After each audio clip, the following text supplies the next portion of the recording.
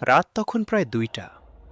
গ্রামে পুরনো জীর্ণ স্কুল বাড়িটার পাশ দিয়ে শর্টকাট ধরে বাড়ি ফিরছিল রাহুল। জায়গাটা অদ্ভুত নীরব ছিল। হঠাৎ একটা শব্দ শুনতে পেল রাহুল।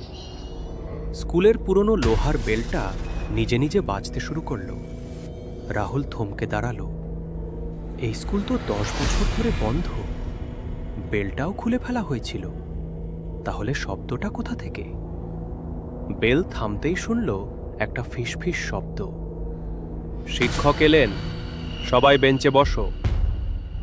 চারদিকে তাকিয়ে কাউকে দেখা গেল না, শুধু ভাঙা ক্লাসরুমের ভেতর থেকে পায়ের আওয়াজ, ঠক ঠক ঠক।